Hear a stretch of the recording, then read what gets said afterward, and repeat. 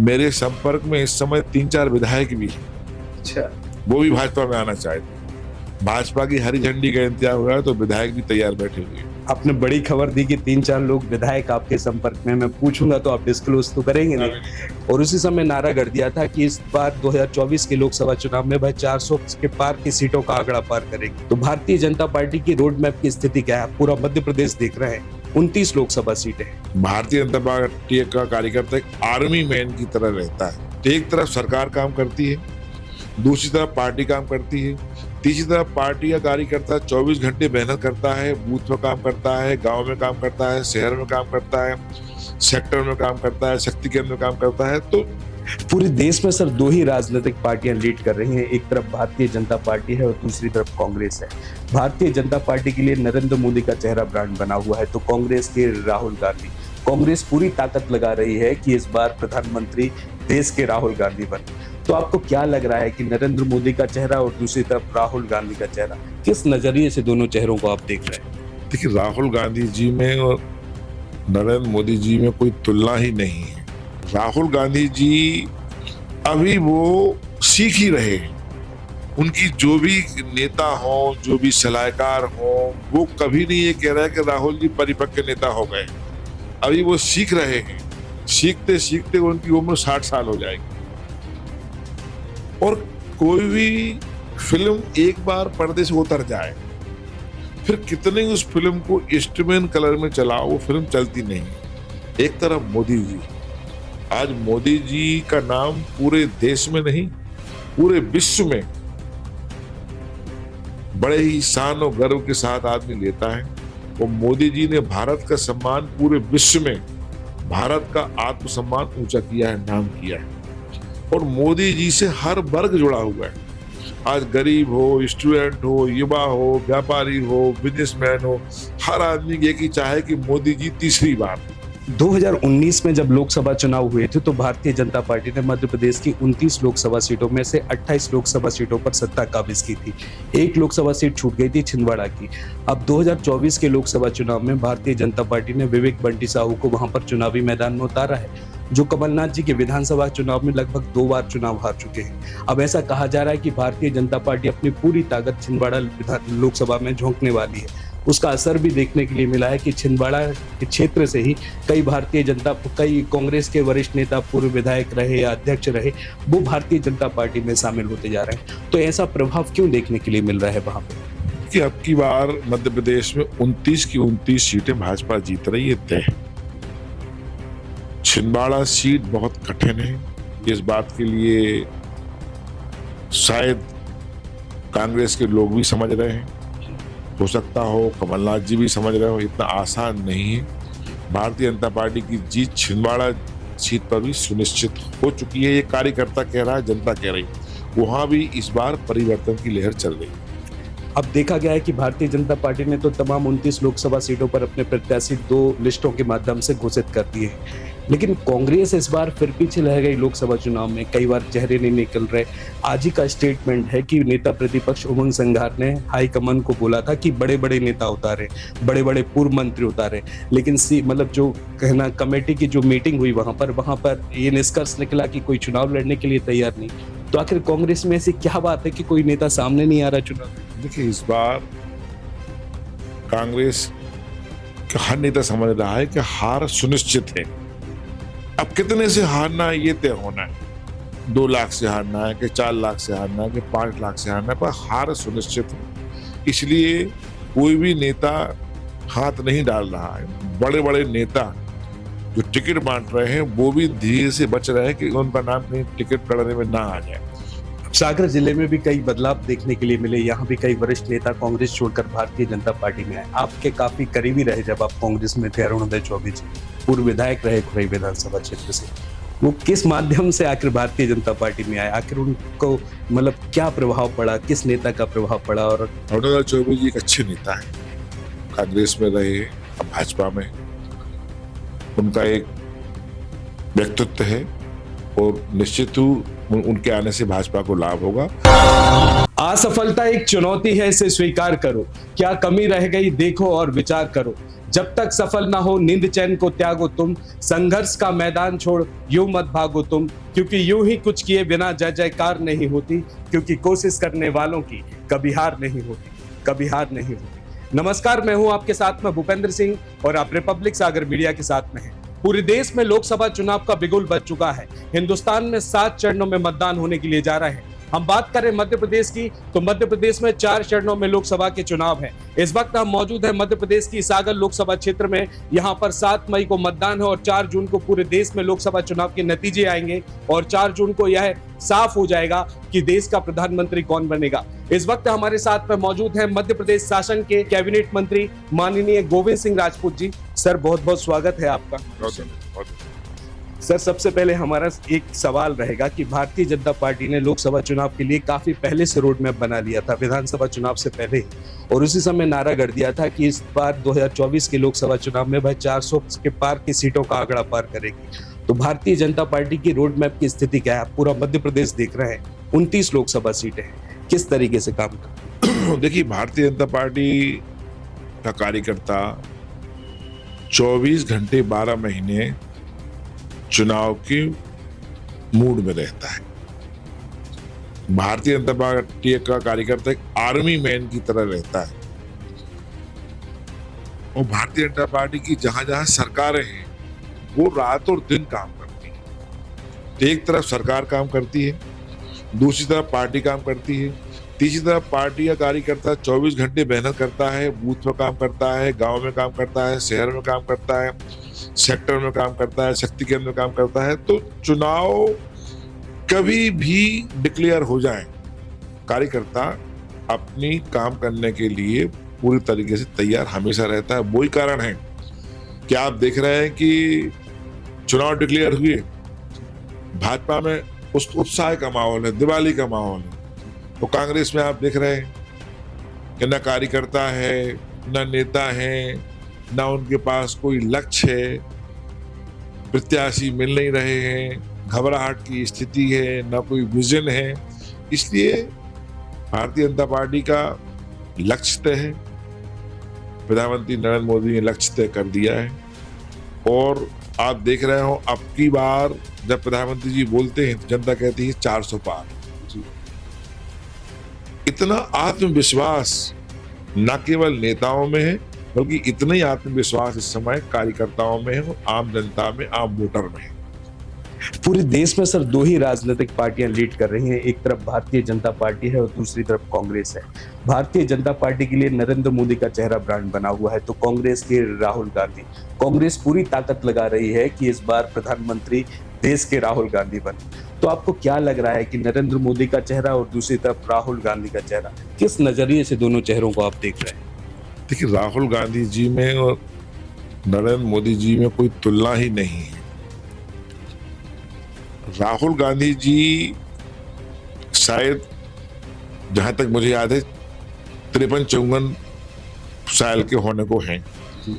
अभी वो सीख ही रहे हैं। उनकी जो भी नेता हो, जो भी सलाहकार हो, वो कभी नहीं ये कह रहा है कि राहुल जी परिपक्व नेता हो गए। अभी वो सीख रहे हैं। सीखते सीखते उनकी उम्र 60 साल हो जाएगी।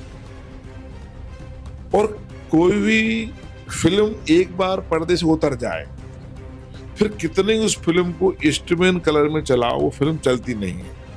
तो राहुल गांधी जी एक अच्छे नेता एक समय थे जब वो शुरुआत उन्होंने की थी, पर धीरे धीरे धीरे धीरे धीरे ये स्थिति बनी कि वो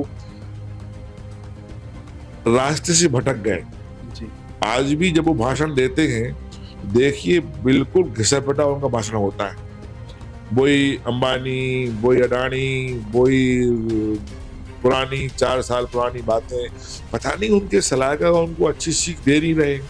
एक तरफ मोदी जी, आज मोदी जी का नाम पूरे देश में नहीं पूरे विश्व में बड़े ही शान और गर्व के साथ आदमी लेता है। और मोदी जी ने भारत का सम्मान पूरे विश्व में, भारत का आत्मसम्मान ऊंचा किया है, नाम किया है। और मोदी जी से हर वर्ग जुड़ा हुआ है। आज गरीब हो, स्टूडेंट हो, युवा हो, व्यापारी हो, बिजनेसमैन हो, हर आदमी की एक ही चाह है कि मोदी जी तीसरी बार। तो लोगों को लगता है कि मोदी जी तीसरी बार प्रधानमंत्री बनेंगे तो जो विकसित भारत का नारा मोदी जी ने दिया है, वो विकसित भारत का नाम बहुत आगे बढ़ेगा और भारत तीसरी शक्ति के रूप में उभरेगा, ये लोगों को लग रहा है। वही कारण है कि कोई कांग्रेस भाजपा में तुलना नहीं है और मोदी जी और राहुल गांधी जी में कोई तुलना करने की सोचना ही व्यर्थ है। 2019 में जब लोकसभा चुनाव हुए थे तो भारतीय जनता पार्टी ने मध्य प्रदेश की 29 लोकसभा सीटों में से 28 लोकसभा सीटों पर सत्ता काबिज की थी। एक लोकसभा सीट छूट गई थी छिंदवाड़ा की। अब 2024 के लोकसभा चुनाव में भारतीय जनता पार्टी ने विवेक बंटी साहू को वहां पर चुनावी मैदान में उतारा है, जो कमलनाथ जी के विधानसभा चुनाव में लगभग 2 बार चुनाव हार चुके हैं। अब ऐसा कहा जा रहा है कि भारतीय जनता पार्टी अपनी पूरी ताकत छिंदवाड़ा लोकसभा में झोंकने वाली है। उसका असर भी देखने के लिए मिला है कि छिंदवाड़ा के क्षेत्र से ही कई कांग्रेस के वरिष्ठ नेता, पूर्व विधायक रहे या अध्यक्ष रहे, वो भारतीय जनता पार्टी में शामिल होते जा रहे हैं। तो ऐसा प्रभाव क्यों देखने के लिए मिल रहा है वहां पे? कि अब की बार मध्य प्रदेश में 29 की 29 सीटें भाजपा जीत रही है तय। छिंदवाड़ा सीट बहुत कठिन है, इस बात के लिए शायद कांग्रेस के लोग भी समझ रहे हैं, हो सकता हो कमलनाथ जी भी समझ रहे हो, इतना आसान नहीं है। भारतीय जनता पार्टी की जीत छिंदवाड़ा सीट पर भी सुनिश्चित हो चुकी है, ये कार्यकर्ता कह रहा है, जनता कह रही है। वहां भी इस बार परिवर्तन की लहर चल रही है। अब हम दूसरी बात है ना ज्योतिरादित्य सिंधिया जी के बारे में करना चाहते हैं। केंद्र सरकार में वो मंत्री हैं और अभी उनको गुना लोकसभा क्षेत्र से भारतीय जनता पार्टी की ओर से प्रत्याशी बनाया गया है। पूरा ग्वालियर क्षेत्र और पूरा मध्य प्रदेश ही उनका एक गढ़ कहलाया जाता है। अब क्या लग रहा है कि गुना क्षेत्र में क्या तस्वीर रहेगी लोकसभा की? देखिए, पूरे मध्य प्रदेश की स्थिति बहुत अच्छी है। गुना शिवपुरी में लोगों को पिछले परिणाम के से पछतावा भी रहा और पूरे क्षेत्र में उमंग है। इस बार सब में हर्ष की लहर है कि ज्योतिरादित्य सिंधिया गुना शिवपुरी से पुनः चुनाव लड़ रहे हैं। वो एक बहुत ही विकासशील व्यक्ति के रूप में उनकी पहचान है। उन्होंने गुना शिवपुरी में जितना किया है, गुना शिवपुरी, अशोकनगर, मुंगावली, बमोरी में इतना आज तक के इतिहास में कभी नहीं हुआ। यहाँ तक कि ग्वालियर में भी उन्हें इतना पिछले मंत्री रहते हुए इतना ग्वालियर में किया है, पूरे ग्वालियर चंबल में किया है। दतिया में एयरपोर्ट आ गया, गुना शिवपुरी जैसी छोटी जगह भी एयरपोर्ट की घोषणा कर दी उन्होंने। ग्वालियर में 16 महीने में विश्व का सबसे कम समय में बनने वाला एयरपोर्ट है, जिसकी तारीफ स्वयं मोदी जी ने की। स्वयं प्रधानमंत्री ने कहा कि 16 महीने में बनने वाला पहला एयरपोर्ट है देश में। तो विकासशील व्यक्ति के नाम की उनकी छवि है, उनकी जीत सुनिश्चित है और रिकॉर्ड तो मतों से इस बार उनकी जीत होगी। इस बार के मध्य प्रदेश की खासकर जनता में काफी कंफ्यूजन है इस चुनाव को लेकर। अब देखा गया है कि भारतीय जनता पार्टी ने तो तमाम 29 लोकसभा सीटों पर अपने प्रत्याशी 2 लिस्टों के माध्यम से घोषित कर दिए हैं, लेकिन कांग्रेस इस बार फिर पीछे रह गई लोकसभा चुनाव में। कई बार चेहरे नहीं निकल रहे। आज ही का स्टेटमेंट है कि नेता प्रतिपक्ष उमंग संघार ने हाईकमान को बोला था कि बड़े बड़े नेता उतारे, बड़े बड़े पूर्व मंत्री उतारे, लेकिन मतलब जो कहना कमेटी की जो मीटिंग हुई वहां पर ये निष्कर्ष निकला कि कोई चुनाव लड़ने के लिए तैयार नहीं। तो आखिर कांग्रेस में ऐसी क्या बात है कि कोई नेता सामने नहीं आ रहा चुनाव में? देखिए, इस बार कांग्रेस का हर नेता समझ रहा है कि हार सुनिश्चित है। अब कितने से हारना है ये तय होना है। 2 लाख से हारना है कि 4 लाख से हारना है कि 5 लाख से हारना है, पर हार सुनिश्चित है। इसलिए कोई भी नेता हाथ नहीं डाल रहा है। बड़े बड़े नेता जो टिकट बांट रहे हैं वो भी धीरे से बच रहे हैं कि उनका नाम कहीं टिकट लड़ने में ना आ जाए। जिनके आ चुके हैं वो स्वयं कह रहे हैं, उनके कई परिचित बात कर रहे हैं कि भैया हार सुनिश्चित है, कहा है तो हमने फार्म भर दिया। तो उमंग सिंगार जो कह रहे हैं सही है। उमंग सिंगार जी समझते हैं कि जो नेता ऐसा बच रहे हैं वो हार के डर से बच रहे हैं। इसलिए कहीं भी इस तरह का माहौल बन चुका है, जनता मन बना चुकी है कि इस बार तीसरी बार फिर भाजपा सरकार और तीसरी बार फिर मोदी सरकार। सागर जिले में भी कई बदलाव देखने के लिए मिले। यहाँ भी कई वरिष्ठ नेता कांग्रेस छोड़कर भारतीय जनता पार्टी में आए। आपके काफी करीबी रहे जब आप कांग्रेस में थे। अरुणोदय चौबे जी पूर्व विधायक रहे खुरई विधानसभा क्षेत्र से, वो किस माध्यम से आखिर भारतीय जनता पार्टी में आए, आखिर उनको मतलब क्या प्रभाव पड़ा, किस नेता का प्रभाव पड़ा? और राम मंदिर का जो मुद्दा चल रहा है कि जितने भी कांग्रेस से भारतीय जनता पार्टी में नेता आ रहे हैं, सिर्फ एक ही मुद्दा खासकर प्रचलित है कि हाईकमान का राम मंदिर की जब प्राण प्रतिष्ठा हुई थी उसका आमंत्रण ठुकराना। तो ये भी कि मोदी जी का विजन, मोदी जी जिस तरीके से पूरे देश में काम कर रहे हैं उससे बहुत लोग प्रभावित हैं। और कांग्रेस का कोई भविष्य है नहीं। अरुणा चौबे जी एक अच्छे नेता हैं, कांग्रेस में रहे, अब भाजपा में। उनका एक व्यक्तित्व है और निश्चित ही उनके आने से भाजपा को लाभ होगा। इस प्रकार से अनेक लोग आप देख रहे हैं भोपाल में कितने पूर्व विधायक, कितने पूर्व मंत्री। मेरे संपर्क में इस समय 3-4 विधायक भी हैं। अच्छा, वो भी भाजपा में आना चाहते। भाजपा की हरी झंडी का इंतजार हो रहा है तो विधायक भी तैयार बैठे हुए हैं। तो कांग्रेस का लोग समझ रहे हैं कि कम से कम 10 साल तो कोई भविष्य कांग्रेस का है ही नहीं। इसके बाद पता नहीं और अच्छी स्थिति भाजपा की हो जाए। तो अब ये सोच रहा है कि जितना अच्छा काम करने का अवसर भाजपा में है और अच्छे लोगों के संपर्क में काम करेंगे तो निश्चित रूप से अच्छे परिणाम सामने आते हैं। तो लोग भाजपा की नीतियों से प्रभावित होकर, मोदी जी की नीतियों विकास से प्रभावित होकर, हमारे मध्य प्रदेश के नेता मोहन यादव जी जो इस समय देखिए 3 महीने में इतने तेजी से काम कर रहे हैं, उनसे प्रभावित होकर, हमारे प्रदेश अध्यक्ष BD शर्मा जी से प्रभावित होकर, सबसे जितने नेता हमारे हैं सबसे प्रभावित होकर, हमारे राष्ट्रीय नेता मंत्री ज्योतिरादित्य सिंधिया जी से प्रभावित होकर, शिवराज सिंह जी से प्रभावित होकर, सबके अच्छे काम हैं। तो लोगों को लग रहा है कि जितना जल्दी हो सके भाजपा का दामन थाम लो, इसी में भविष्य सुरक्षित है, इसी में काम करने का अवसर है। आपने बड़ी खबर दी कि 3-4 लोग विधायक आपके संपर्क में। मैं पूछूंगा तो आप डिस्क्लोज तो करेंगे नहीं, लेकिन मैं एक दूसरा सवाल पूछना चाहता हूं कि 2 दिन पहले ही BD शर्मा जी सागर में आए थे। यहाँ पर कई चुनाव कार्यालय का यहाँ पर ओपनिंग भी की उन्होंने। भारतीय जनता पार्टी की एक रणनीति चल रही है कि बूथ लेवल पर 370 वोटर को इंक्रीज करना, यानी कि उसी आधार पर 400 का आंकड़ा पूरे देश में पार हो सकता है। तो ये क्या रणनीति है 370 वोटिंग इंक्रीज करना? 370 को सब समझते देश में क्या हुआ, कश्मीर का नाम है, लेकिन भारतीय जनता पार्टी लक्ष्य बनाया है तो 370 हर बूथ तो बढ़ाने का लक्ष्य रखा है। तो हम सब जुटेंगे। देखिए भाजपा में जो राष्ट्रीय नेतृत्व कहता है, जो प्रदेश नेतृत्व कहता है, उसमें मंत्री हो, विधायक हो, कितने बड़ा नेता हो, सबका काम है उस आदेश का पालन करना। उस आदेश का पालन हम सब लोग करेंगे, सब काम में लगेंगे। अभी तो हमारा लक्ष्य है कि हमारी जो भाजपा की प्रत्याशी है लता जी, बहुत अच्छी प्रत्याशी है, बहुत पढ़ी लिखी प्रत्याशी है और उनको अनुभव भी है। देखिए वो छोटे से सरपंच के पद से आई हैं। वो हमारी पत्नी जिला पंचायत अध्यक्ष थी, तब वो लता वानखेड़े जी मकोनिया की सरपंच थी, तब से मेरी उनसे मुलाकात है। बहुत अनुभवी हैं, मेहनती हैं, जमीन लेवल से आई हैं।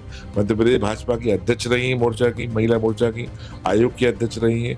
तो एक अच्छा प्रत्याशी सागर जिले को मिला है लोकसभा के लिए। तो हम सबका दायित्व है कि इसका लाभ लें और लता जी को मेहनत करके उनको लोकसभा के लक्ष्य तक पहुंचाएं, उनको चुनाव में सफलता दिलाएं, जीत दिलाएं। ये इस समय तो हम सारे कार्यकर्ताओं को एक ही दायित्व। एक सवाल का विषय नहीं है, लेकिन मैं फिर भी पूछ रहा हूँ, जब लोकसभा चुनाव हुए थे, मतलब विधानसभा चुनाव हुए थे, इससे पहले उपचुनाव हुए थे, तो आपके विधानसभा क्षेत्र में एक समस्या थी राजा बिलहरा में, पानी की समस्या। पानी की समस्या को लेकर कई बार उन लोगों ने मुझे भी कॉल किया, व्यक्तिगत कॉल किए, और अभी कुछ समय पहले आपने वादा भी किया था विधानसभा चुनाव में कि पानी की समस्या को वहां से जड़ से मिटा देंगे। अब क्या स्थिति है? आपने तो पानी की समस्या के लिए स्टेप के लिए बिलहरा नहीं, बिलहरा में एक समय गर्मी में नहीं, ठंडे के दिन में भी कुप्पा से पानी मिलता था। अब वहाँ अच्छी खासी पानी की समस्या का समाधान हमने करवा दिया। घर घर में नल लगवा दिए, टोटी लगवा दी। अब पानी पर्याप्त मात्रा में वहाँ मिल रहा है। जैसी जगह पानी की समस्या थी वो समाधान करवा दिया, जैसी जगह पानी मिल रहा है। सुर्खी में पानी की समस्या का समाधान करवाया, सिहोरा में करवाया, जितना जगह हो सका वो पानी की समस्या का समाधान कराया। इसके अलावा भी विधानसभा में जो विकास का पहिया था, जो काम करने का हमारी गति थी, वो गति ज्यों की त्यों है।